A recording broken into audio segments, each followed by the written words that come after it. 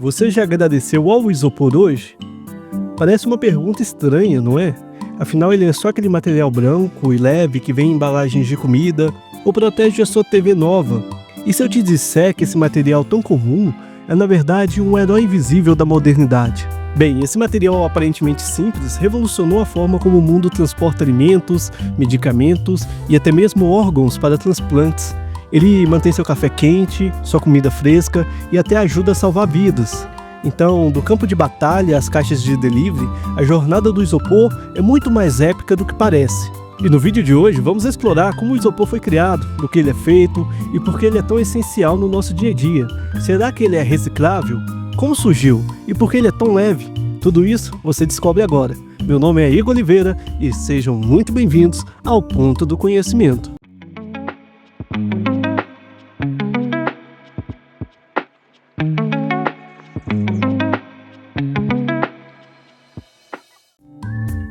A história do isopor começa com um acidente curioso, e como tantas descobertas científicas, ele nasceu do acaso. Em 1839, o farmacêutico alemão Eduard Simon trabalhava em uma resina natural chamada Storac. Durante o experimento, ele isolou uma substância viscosa e transparente e chamou aquilo de esterim. Mas sem entender bem o seu potencial, guardou o composto numa prateleira e lá ficou esquecido por quase 100 anos. E foi só em 1922 que o químico Hermann Staudinger percebeu algo extraordinário. O esterim podia ser transformado num material muito mais resistente e útil. E ele descobriu que era possível polimerizar o esterim. Ok, mas o que significa polimerizar? Bem, significa pegar várias moléculas pequenas, chamadas de monômeros, e ligá-las umas às outras, formando uma longa cadeia. Como exemplo, podemos imaginar um colar com várias contas. Cada conta é uma molécula de esterim, e o colar completo é o poliestireno. O poliestireno, então, é esse material leve, versátil e resistente, e é a base do que antes, mais tarde, se tornaria o isopor. Essa descoberta foi tão revolucionária que garantiu a Hermann o Prêmio Nobel de Química em 1953. Avançamos agora para os anos de 1940, e o mundo estava em guerra e os Estados Unidos precisavam desesperadamente de materiais leves, duráveis e que isolavam calor para os seus equipamentos militares. E foi nesse momento que a Dow Chemical entra em cena. Em 1941, um grupo de cientistas liderado por Otto Bay, sim, o mesmo sobrenome da farmacêutica, fez uma descoberta brilhante. Eles injetaram o gás petano no poliestireno e depois aqueceram. Com isso, o material se expandiu, formando uma espuma incrivelmente leve e cheia de bolhas de ar. E nasceu assim a primeira versão comercial do isopor. E foi durante a guerra que ele foi classificado como um material estratégico, pois foi utilizado em barcos salva-vidas, pois flutuava mesmo danificado, em aviões como isolamento térmico, principalmente em grandes altitudes, e até em munições, protegendo componentes sensíveis contra impactos. E com o fim da guerra, o isopor estava pronto para invadir o mundo civil. Na década de 50, virou estrela da construção civil, sendo usado como isolamento térmico, acústico. E com o passar do tempo, na década de 60, começou a embalar tudo, de alimentos frescos, eletrônicos frágeis, e nos anos 80 chegou a medicina, protegendo vacinas, órgãos e medicamentos para transporte. Ok, mas como é a ciência por detrás do isopor? Bem, o que chamamos popularmente de isopor é na verdade o poliestireno expandido, ou simplesmente EPS. E tudo começa com pequenas pérolas de poliestireno, minúsculos grãos, quase do tamanho de um grão de areia, mas dentro dessas pequenas esferas que acontece a magia da expansão. O processo funciona em 3 etapas principais. Na primeira etapa, as pérolas são expostas ao vapor de água, a cerca de 100 graus Celsius. Esse calor aquece as bolhas internas, tornando o material mais maleável. Na segunda etapa, entra em cena o petano, um composto que age como agente expansor. Quando é aquecido, ele se transforma em gás e pressiona as paredes internas da pérola, fazendo com que ela infle até 50 vezes o tamanho original. Já na terceira etapa, as pérolas já são expandidas e são colocadas em moldes e prensadas, formando placas e blocos com estrutura sólida. E o resultado? Um material extremamente leve, volumoso e versátil e capaz de revolucionar a forma como transportamos, embalamos e isolamos produtos no mundo todo. Uma curiosidade é que 98% do volume do isopor é ar. Isso mesmo, apenas 2% é material sólido, e por isso que ele é tão leve, flutua com facilidade e tem um excelente desempenho como isolante. Ok, mas por que o isopor ele é tão único? Bom, a base do isopor é o poliestireno, cuja fórmula química é essa daí que está aparecendo na tela de vocês. Mas o que isso significa? E esse N aí? Bom, ele representa um grande número de moléculas chamadas de estireno, que se ligam umas às outras como elas de uma corrente. Quando várias dessas moléculas se juntam, formam um polímero, ou seja, um material feito de cadeias repetidas de compostos orgânicos. Essa estrutura química garante estabilidade e resistência, mas o segredo do isopor vai além. A grande sacada está na sua estrutura física. O EPS forma milhares de pequenas células fechadas, cheias de ar dentro. É como se fossem bolhas microscópicas encapsuladas, parecida com uma colmeia, só que invisíveis a olho nu. E isso dá ao isopor seus superpoderes. O primeiro dele é a leveza extrema. Por conter ar preso em seu interior, ele chega a ser até 10 vezes mais leve do que a própria água. Seu segundo superpoder é o isolamento térmico, onde o ar, quando preso, é um excelente isolante. Ele impede que o calor passe de um lado para o outro e por isso o EPS tem uma das menores condutividades térmicas entre os materiais comerciais, melhor até que a madeira. Seu terceiro superpoder é a resistência à umidade. A estrutura celular é fechada e não porosa. Isso significa que ela praticamente não absorve água, mesmo quando mergulhada. E por último, a absorção de impacto. Quando sofre uma pancada, a célula se comprime, amortecendo a energia, como um colchão de segurança para o que estiver protegido ali dentro. Além disso, o EPS mantém alimentos frios por até 24 horas, os quentes por cerca de 6 horas, dependendo do tipo de vedação. No quesito higiene e segurança, a sua superfície é lisa e não absorvente, o que impede a proliferação de bactérias, a entrada de líquidos, é ideal para transportar alimentos, vacina até órgãos para transplante. E quando olhamos o quesito eficiência e custo-benefício, comparado com outros materiais como papelão ou espumas, o isopor é até 5 vezes mais eficiente como isolamento térmico. Ele é ainda mais barato de produzir e de transportar graças à sua leveza. E no fim das contas, quando o assunto é transporte rápido, leve, barato e confiável, o isopor ainda reina soberano. Bom, descobrimos que o isopor é um gênio da física, leve, isolante e resistente. Mas foi na logística global que ele se tornou um verdadeiro herói. Pensa comigo, como transportar vacinas que salvam vidas, órgãos para transplante ou comida congelada para o outro lado do mundo e sem depender de câmeras frigoríficas gigantescas? A resposta é simples, não transportaria. Na década de 1960, uma nova indústria ganhava força, a dos alimentos congelados, mas havia um grande desafio logístico, que era manter os alimentos frios por horas durante o transporte. E a solução veio com o isopor, que se mostrou perfeito para essa missão. Nos Estados Unidos, empresas como a Swanson aproveitaram a inovação para lançar as famosas TV Dinners, ou os primeiros jantares congelados, prontos para consumo, e com isso surgiu uma nova forma de se alimentar. Com isso, a eficiência alimentar deu um salto gigantesco. Com o uso de isopor, o desperdício de alimentos durante o transporte caiu até 30%, segundo a FAO. E o impacto foi global. Hoje, cerca de 90% do pescado fresco no mundo é transportado em caixas de EPS, do mar à mesa. O isopor garante que o peixe chegue fresco, seja um restaurante de sushi no Japão ou uma feira tradicional na Amazônia. Hoje em dia, no mundo, a cadeia de frio é um sistema logístico essencial que garante a temperatura ideal para produtos sensíveis, do início ao fim do trajeto. E quem é o herói silencioso por detrás dessa engrenagem? Muitas vezes sem receber o devido crédito. Bom, é o isopor. Veja como ele atua em diferentes frentes. Nas vacinas, a maioria precisa ser mantida entre 2 a 8 graus Celsius. Com a combinação de gelo e vedação adequada, as caixas de isopor conseguem preservar essa faixa por até 96 horas. Outro ponto de suma importância são os órgãos para transplantes. Transportar um coração é uma corrida contra o tempo e com um gelo seco, o isopor ele pode manter a temperatura necessária para que o órgão chegue viável ao destino em até 24 horas.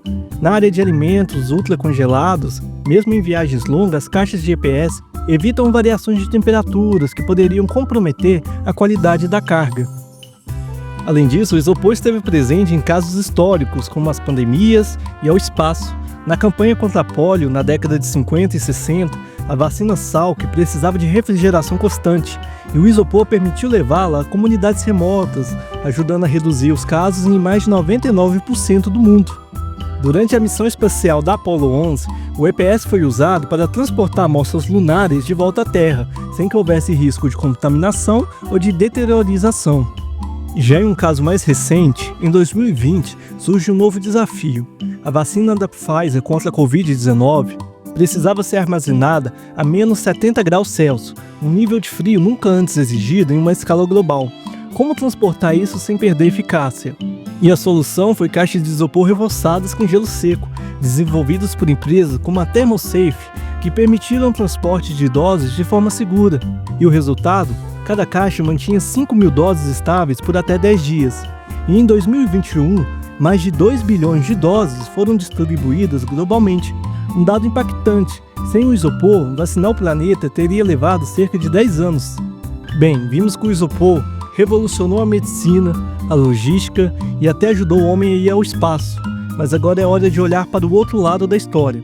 Afinal, um material tão leve, durável e resistente, o que acontece quando ele é descartado? Vocês devem estar se perguntando se o isopor é reciclável. E sim, o isopor é tecnicamente reciclável, mas na prática a história é bem mais complicada. Ele enfrenta 3 grandes obstáculos. O primeiro ponto é a sua baixa densidade. Um caminhão cheio de EPS equivale a apenas 1% do material sólido reciclável, e o resto é apenas ar. E o resultado, transportar para a reciclagem acaba saindo caro. O segundo ponto é a contaminação. Se ele estiver sujo de comida, gordura ou cola, o reaproveitamento vira um desafio e ele acaba indo para o aterro comum.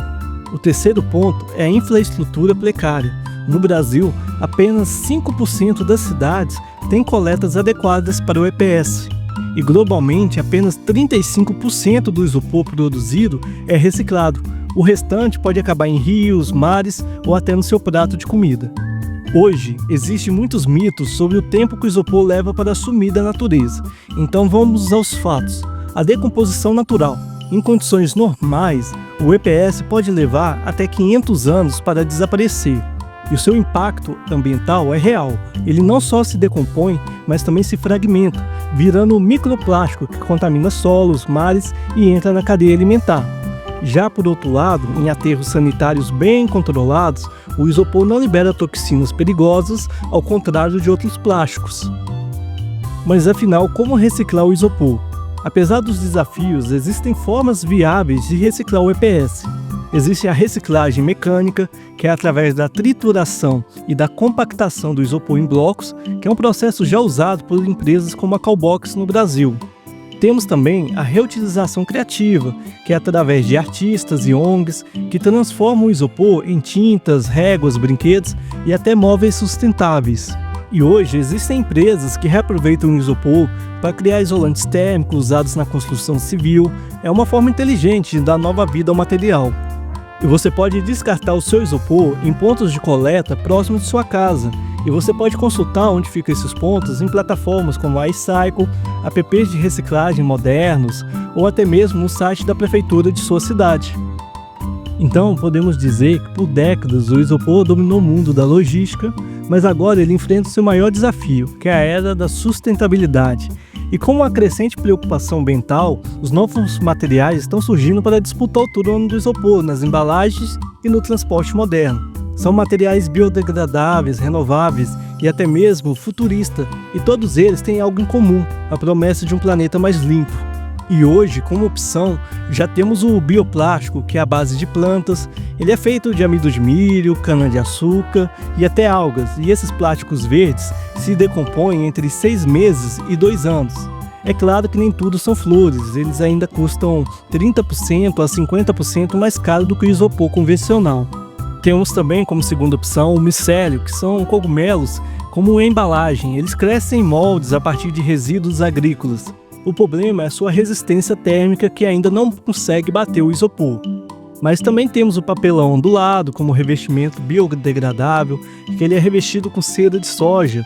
E esse papelão ele resiste à água, já é usado em larga escala, como o McDonald's na Europa, por exemplo, substituiu as bandejas de isopor por esse modelo.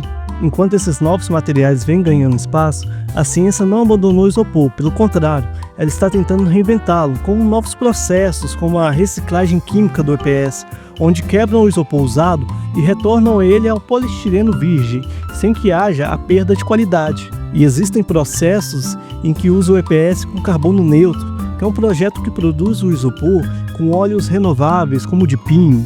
E existem pesquisas que buscam um isopor que auto-se-degrada, com enzimas que aceleram a sua decomposição em ambientes controlados. Então assim, o isopor tem um espaço no futuro? A resposta é sim, mas não como antes. É claro que existem os pontos a favor e contra para a sua permanência no mercado. Ele ainda é imbatível na logística térmica, é essencial para o transporte de vacinas, alimentos congelados, faz parte de uma infraestrutura consolidada e está há mais de 70% na cadeia logística global. Porém, na União Europeia, o EPS já é proibido em embalagens descartáveis desde 2021 e marcas como a Nestlé estão banindo o isopor de sua linha de produtos. E o mais importante, o consumidor mudou. Hoje a consciência ambiental vale tanto quanto o produto. Então é assim, o isopor não vai desaparecer, mas ele será restrito a aplicações essenciais, como na logística de precisão, no setor médico ou no armazenamento térmico. Eles vão continuar precisando dele, só que de uma versão mais limpa. Então, o futuro do isopor está nas nossas mãos. Ele pode sim se tornar um aliado sustentável, mas só se empresas, governo e nós, consumidores, formos partes da mudança. Então, recicle seu EPS corretamente, apoie marcas que investam em inovação e pressione por políticas ambientais responsáveis, porque o futuro não é só sobre novos materiais, é sobre novas atitudes. Bom, no início desse vídeo, eu perguntei a você se você já agradeceu o isopor hoje. Bom, percorremos a sua história, a sua ciência e as suas revoluções e as suas polêmicas também. E chegou a hora da resposta final. O isopor salvou o mundo? No primeiro momento, podemos dizer que ele salvou vidas, com transportes de vacinas que mudaram o mundo, principalmente durante a polio, H1N1 e a Covid-19. Ajuda na preservação de órgãos para transplantes, ele revolucionou a logística global, a redução até de 30% no desperdício de alimentos, tornou possível o comércio mundial de produtos perecíveis, de tecnologias acessíveis, baratas e eficientes, e ajuda no isolamento térmico usado em habitações populares e em hospitais. Então o isopor salvou ou não salvou o mundo? Bom, na verdade, ele fez os dois. Ele é essencial para o progresso humano, mas hoje exige uma responsabilidade e a sua reinvenção. A pergunta não é se devemos acabar com ele. A pergunta é como usar o isopor de forma mais inteligente e sustentável. Mas e para você, o que você acha? Comente aqui embaixo, herói ou vilão, e qual a sua solução para o futuro do isopor. Mas seja qual for, uma coisa é certa, ele já deixou a sua marca na história e agora essa história depende de nós. E se você gostou desse vídeo, não esqueça de deixar o seu like, se inscreva no canal, ative o sininho para receber notificações de novos conteúdos. Muito obrigado por assistir e até a próxima!